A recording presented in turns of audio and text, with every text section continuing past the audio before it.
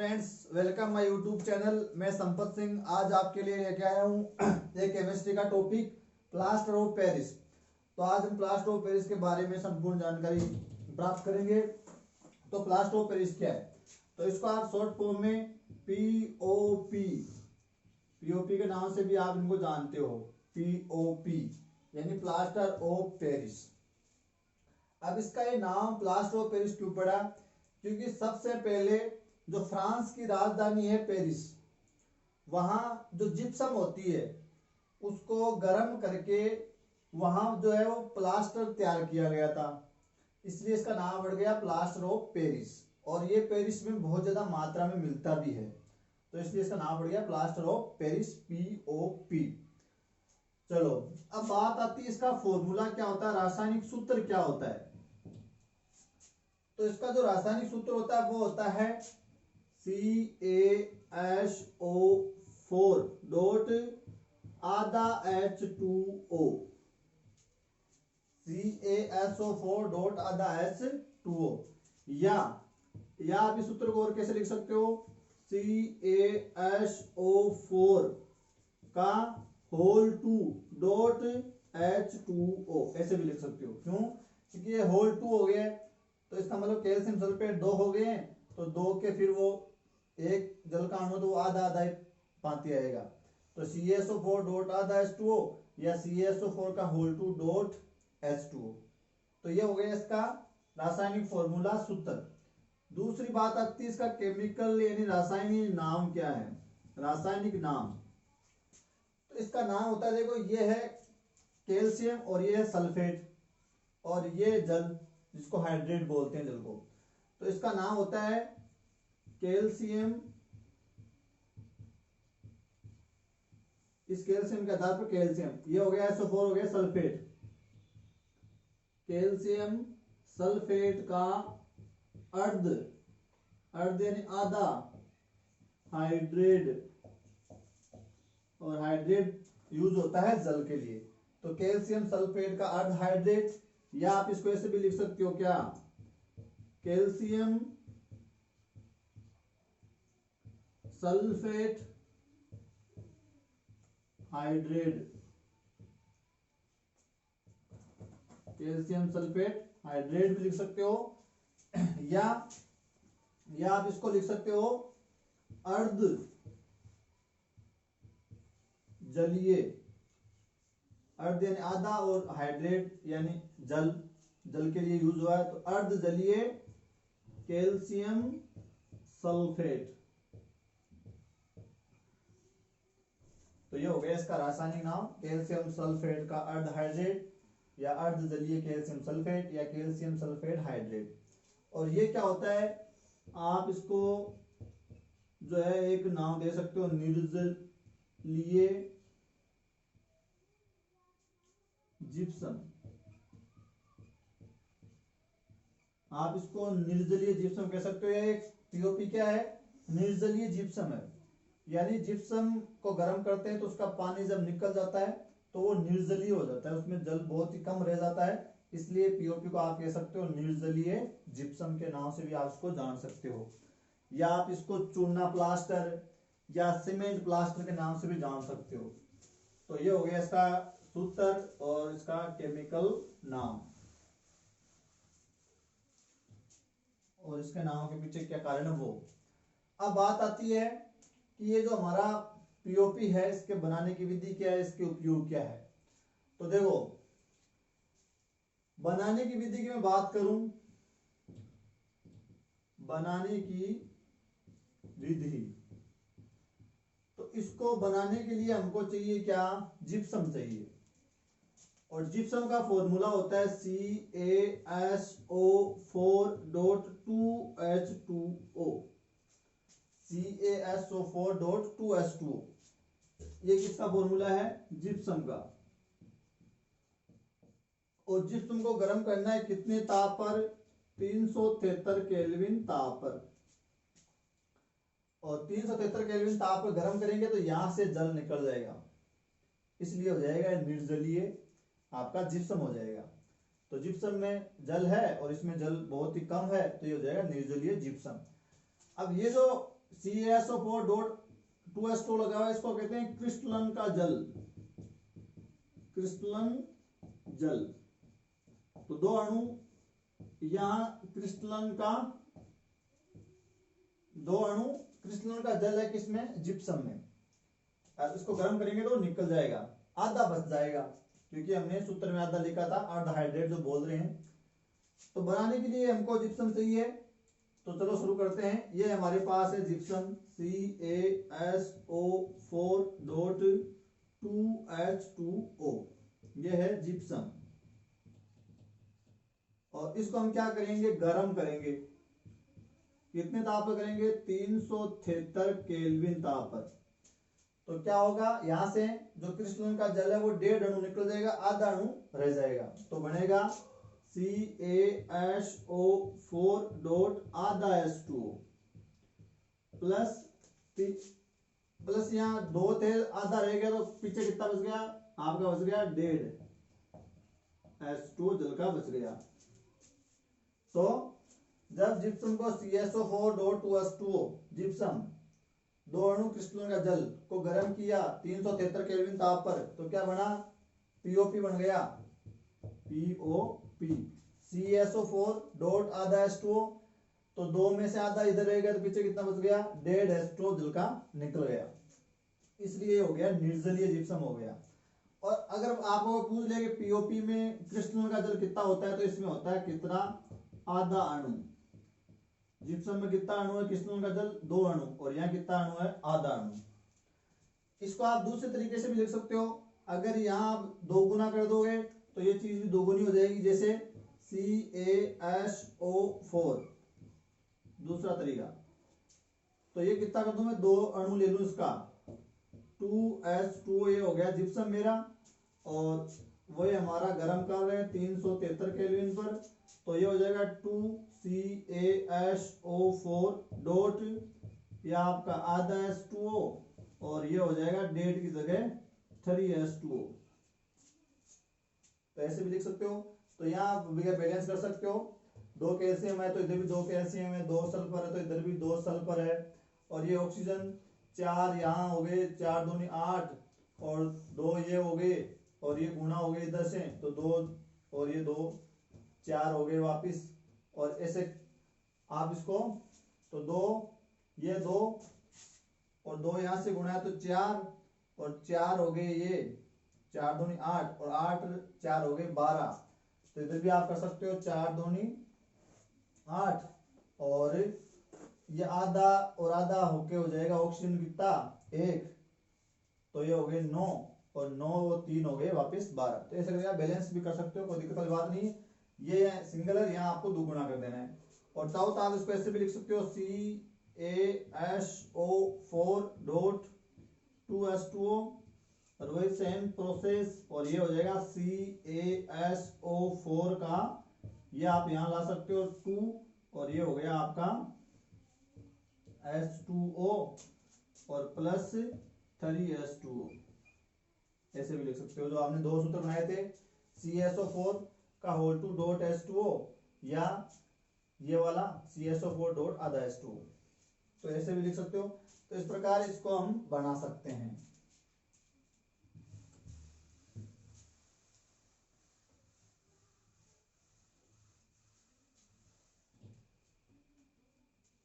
यानी हमारा सूत्र है CaSO4 डॉट आधा H2O, आधा अणु क्रिस्टलन का जल, और एक दूसरा हमने लिखा CaSO4 का होल 2 डॉट H2O। अगर मैं इसको ओपन करूंगा तो क्या हो जाएगा, CaSO4 कितने हैं, 2 है, तो CaSO4 2 बार लिख दिया, और दोनों किससे अटैच है, किस जल से हैं, तो दोनों के वापस वो आधा आधा हो जाएगा। तो ऐसे हो गया इसका 2 प्रकार के इसके सूत्र हो गए इस प्रकार। दूसरी बात आती है इसके गुण के बारे में, उनकी प्रमुख विशेषताएं क्या क्या होती है।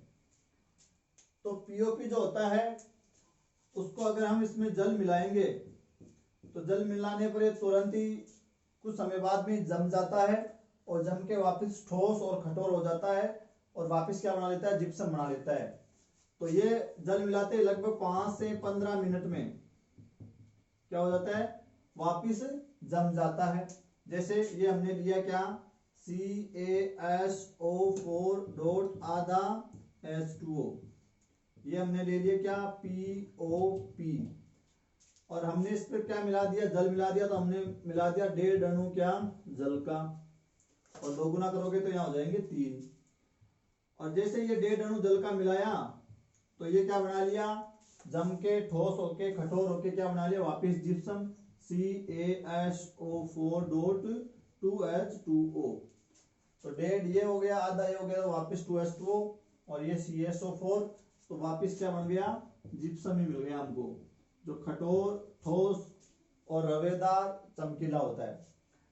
तो जल मिलाने पर ये क्या हो जाता है, ठोस कठोर होकर वापिस जम जाता है क्रिस्टल के रूप में और गाढ़ा हो जाता है। और ये लेता है लगभग 5 से 15 मिनट का समय लेता है, तुरंत ही जम जाता है।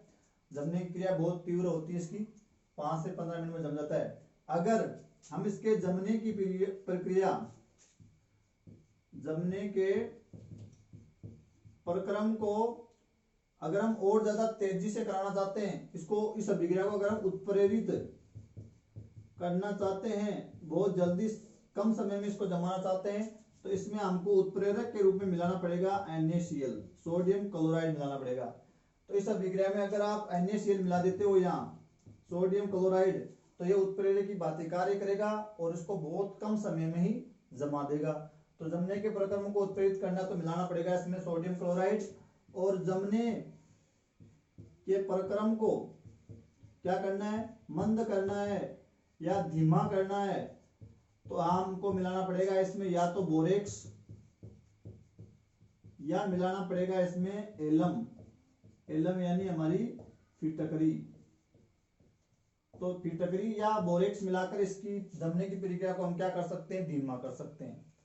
और एक बात ध्यान रखना, जो पीओपी के जो जमने का जो प्रक्रम है, पीओपी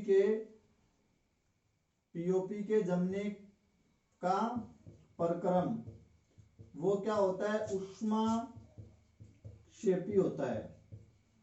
ऊष्माक्षेपी का मतलब है कि जब पीओपी जमता है तो क्या निकलती है, ऊष्मा निकलती है। तो इसके जमने का प्रक्रम होता है ऊष्माक्षेपी, यानी इस दौरान ऊष्मा निकलती है, रिलीज होती है, ये भी आपको ध्यान रखना है। तो ये इसका जमने का प्रक्रम कैसा होता है, ऊष्माक्षेपी प्रक्रम होता है। दूसरी बात एक और ध्यान रखनी है आपको कि जब ये जमता है, ठोस होता है, कठोर होता है, तो पीओपी का जो आयतन है वो क्या हो जाता है, बढ़ जाता है।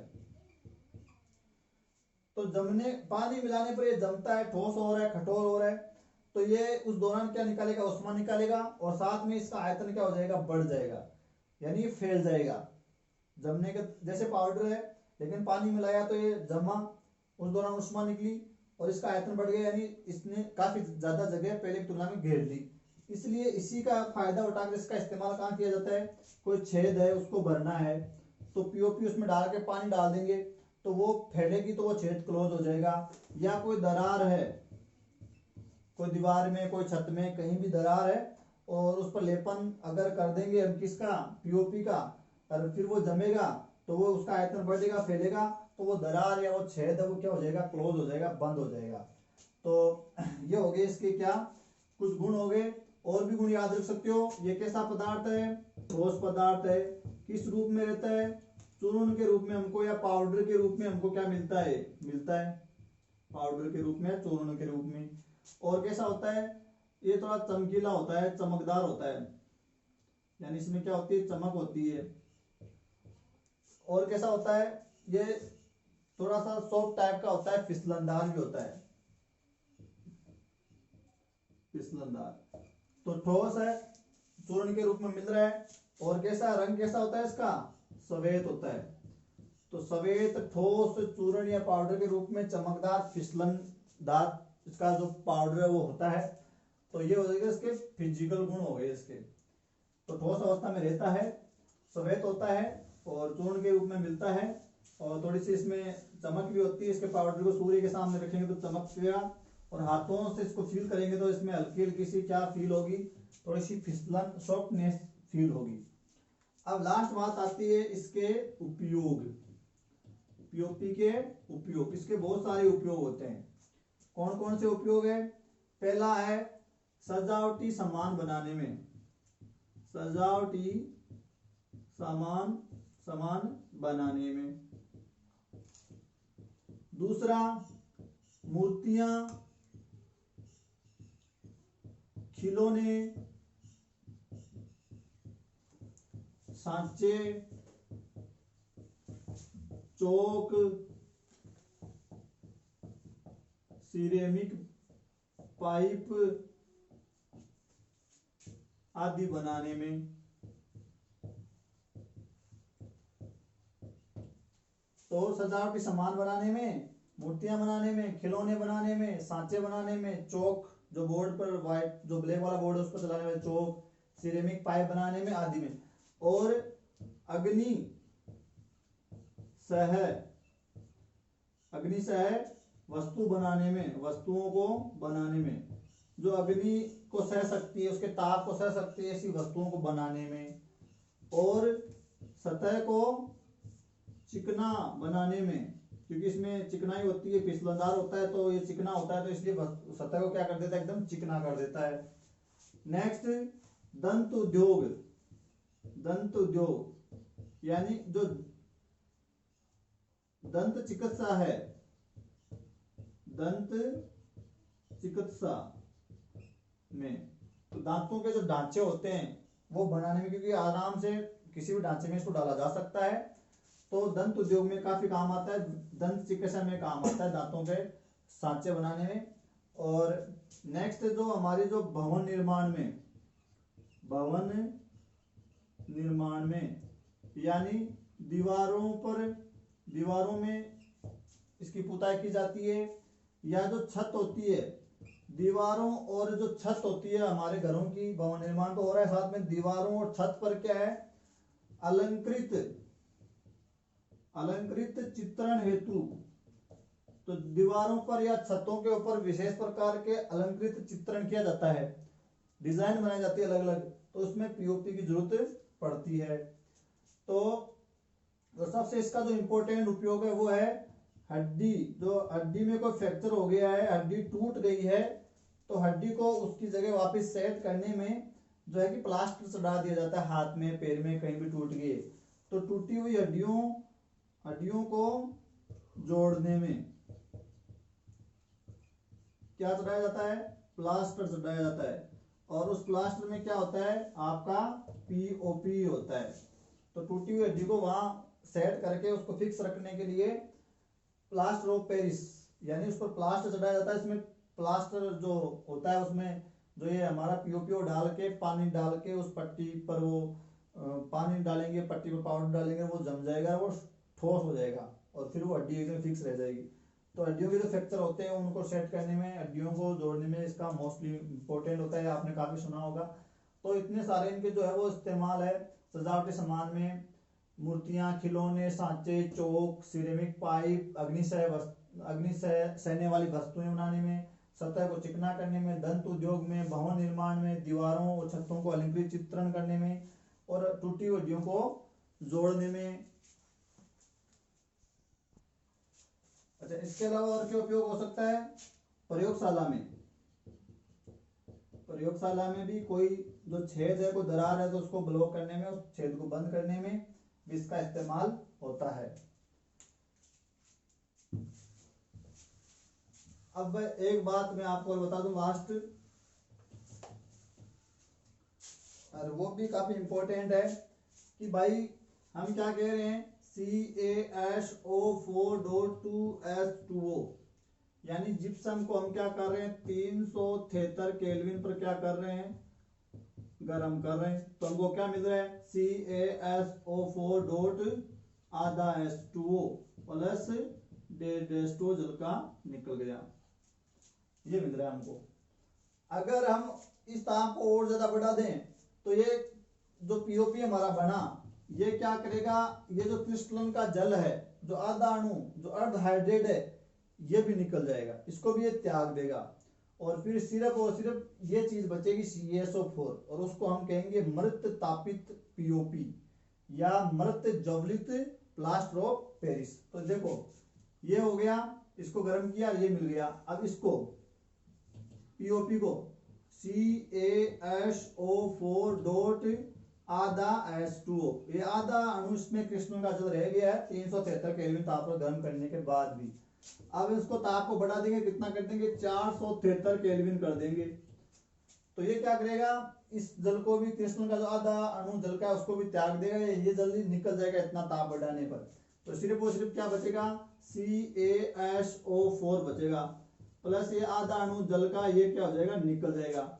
और ये जो हमारे पास बचा CaSO4, इसको कहेंगे मृत तापित POP या मृत ज्वलित POP, या इसको कहेंगे